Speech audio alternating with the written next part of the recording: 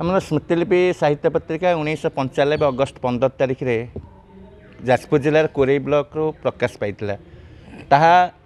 30 वर्ष पर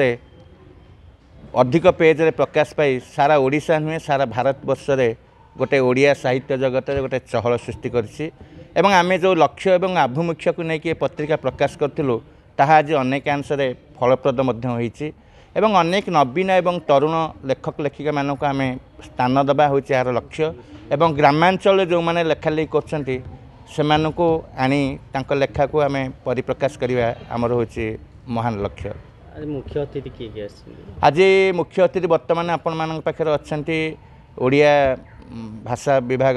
वाणी विहार संग्राम राउत एवं मनोज कुमार राउत एवं भाषाविद मिहिर पट्टनायक संध्यारे आमर आज उद्घाटक भाव अच्छा मान्यवर पूर्वतन अर्थमंत्री प्रफुल्ल चंद्र घड़ाई अच्छा एवं आपणकर अवसर प्राप्त विचारपति भिकारी राउत अच्छा ओडिशा हाईकोर्टर धरंधर नायक अच्छा ये अनेक प्रतिभा मान अच्छा। आम आज 11 जन प्रतिभा को आम आज सम्मानित करूँ एवं आम पत्रिका माध्यम विभिन्न प्रकार स्मृति पुरस्कार दिखाई अनेक प्रतिभा लेखक लेखिका माने किए तांको बापा एवं माँ एवं ससुर सासू एमान ना पुरस्कार प्रदान करते। आजिका डेट रे समस्ते मोबाइल फेसबुक रे व्यस्त रहउछंती कविता हो कि बही लेखिया प्रति इच्छा टे कमी जाउची ताकू नै कोन कहबे। हाँ यहाँ गोटे भल प्रश्न आप पचारते जे समस्ते आजिकल मोबाइल जुगरे मोबाइल मानिया हो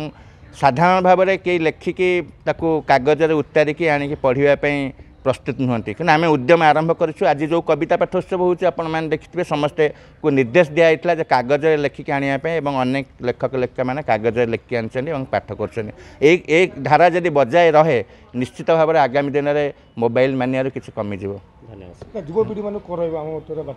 हाँ युवपीढ़ी मान मोर गोटे सुंदर बार्ता रोचे जो मैंने नुआ नुआ लिखुंट